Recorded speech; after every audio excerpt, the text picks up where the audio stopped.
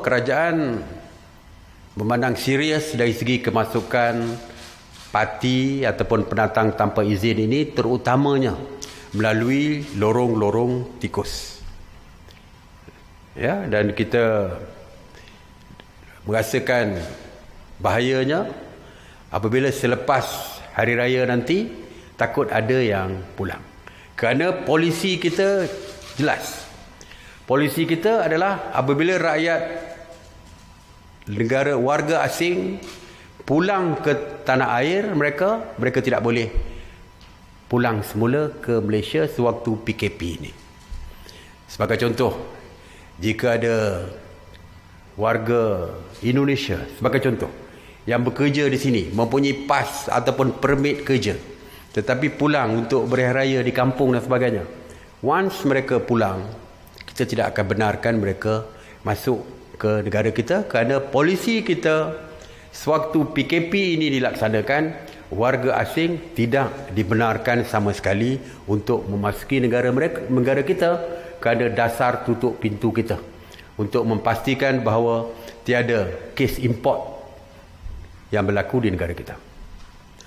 Walaupun itu yang kita membimbangkan kita, takut mereka menggunakan lorong-lorong tikus untuk masuk kembali ke negara kita.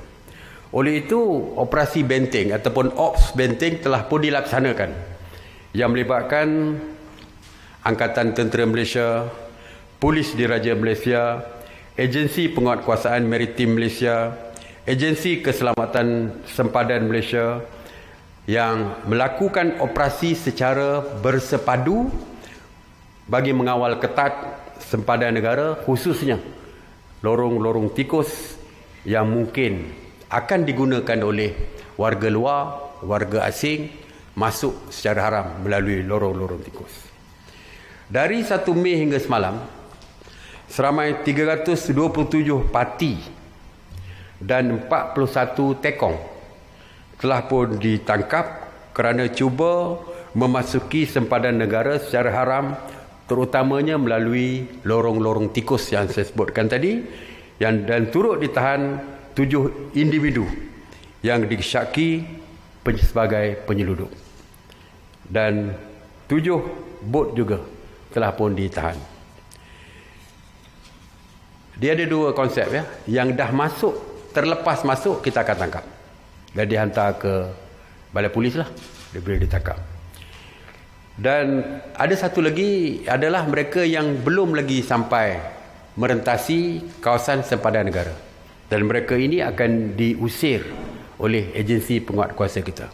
Setakat hari ini 86 parti telah pun diusir, 3 termasuklah 3 tekong dan juga 3 kapal yang diusir kerana cuba merentasi sempadan negara kita.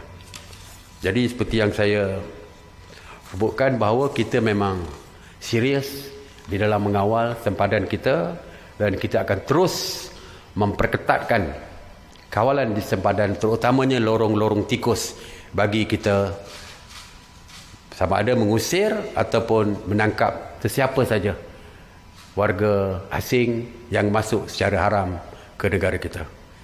Ini bagi kita menyekat, bukan saja dari segi seperti biasa kita akan sekat warga asing ini, tetapi lebih bahaya dalam keadaan sekarang apabila COVID-19 ini agak serius di beberapa jiran kita, di negara-negara jiran kita. Jadi kalau mereka masuk, kita bimbang akan menghasilkan satu kluster baru, iaitu kluster import. Jadi sebab itulah kita bertegas di kawasan sempadan. Manakala di dalam negara, Ops Benteng juga dilaksanakan. Sehingga hari ini, Ops Benteng telah pun berjaya menahan 1,515 warga negara asing. Jadi, selain daripada sempadan, di dalam negara juga, Ops menahan parti ini diteruskan.